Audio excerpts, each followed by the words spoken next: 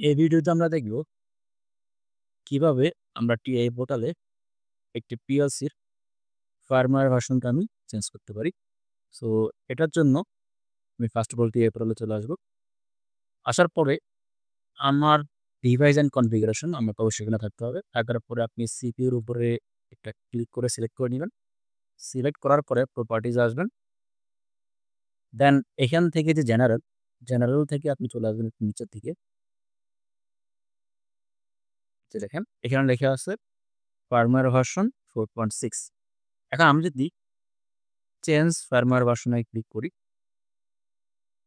তাহলে সে দেখাচ্ছে কারেন্ট আছে আমার 4.6। তাহলে 4.6 বাদে বাকি যতগুলো আছে 4.20, 4. এগুলো আমি অ্যাক্টিভ করতে হবে। আবার 4.2 যেটা কি আমি ক্লিক করার পরে কিন্তু এখানে ওকে অপশনটা অ্যাভেলেবেল।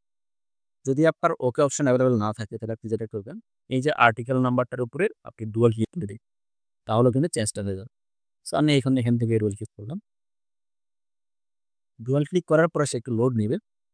লোড নেওয়ার পরে এখন যদি আপনি পুনরায় ডিভাইসে ক্লিক করে আপনি যদি প্রপার্টিজটা পুনরায় চেক করেন, তাহলে আমি একটু চেক করলাম নিচের দিকে এসে। এখন দেখেন এটা কিন্তু 4.2 তে কনভার্ট হয়ে গেছে। সো আমরা চাইলে খুব সহজেই টিআই পোর্টালের যে ফার্মওয়্যার ভার্সনটা আছে এটা খুব ইজিলি আমি চেঞ্জ করতে পারি। তো সকলকে ধন্যবাদ। আসসালামু আলাইকুম।